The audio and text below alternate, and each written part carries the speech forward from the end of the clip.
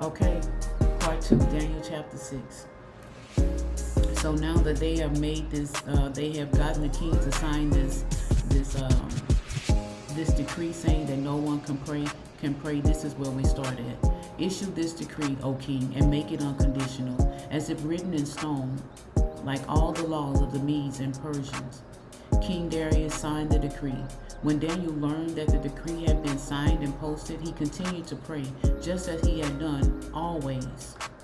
His house had a window that was upstairs and facing towards Jerusalem. 3 times a day he knelt there in prayer, thanking and praising God. The conspirators came up and found him praying. They knew he was going to be there, asking God for help. And they went straight to him and reminded him of his royal decree that he had signed.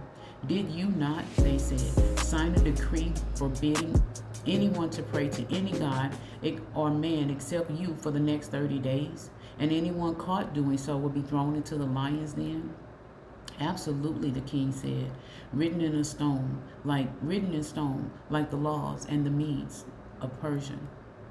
Then they said, Daniel, one of the Jewish exiles, ignores you, O king. He defiles your decrees. 3 times a day he prays.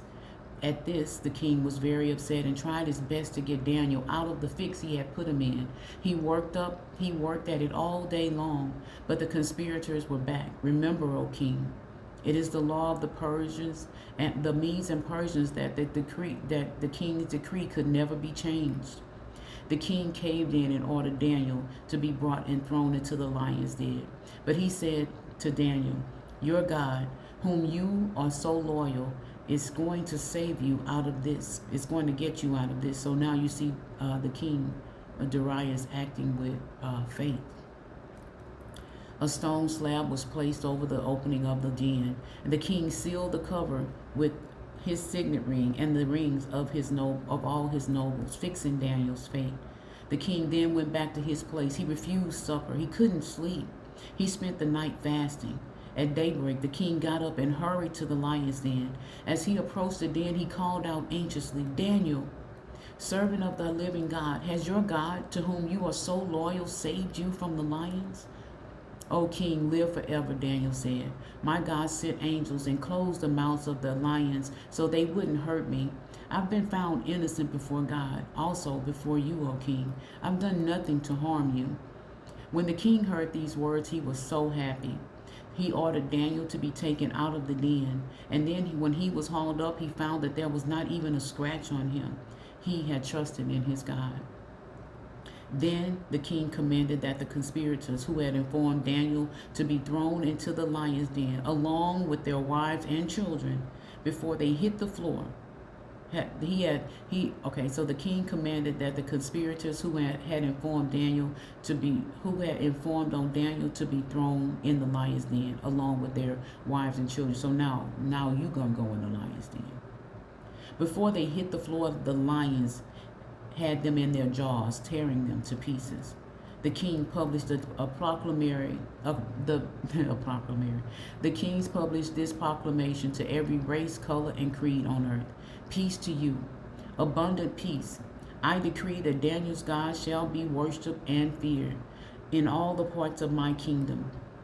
He is the living God, world without end. His kingdom never fails. His rule continues eternally.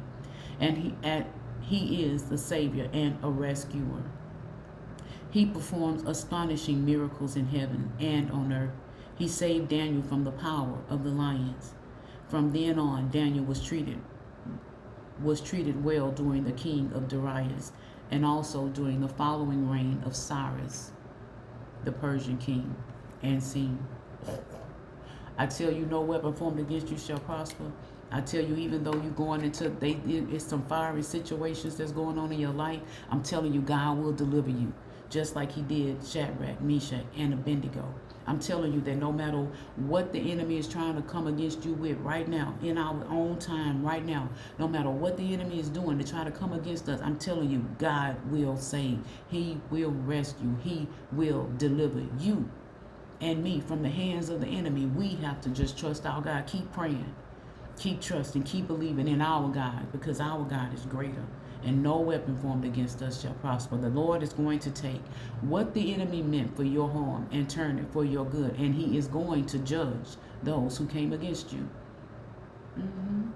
I am Prophet DL. This is Life and Godliness. We have just read Daniel chapter 6 in the Message version. I see you in Daniel chapter 7.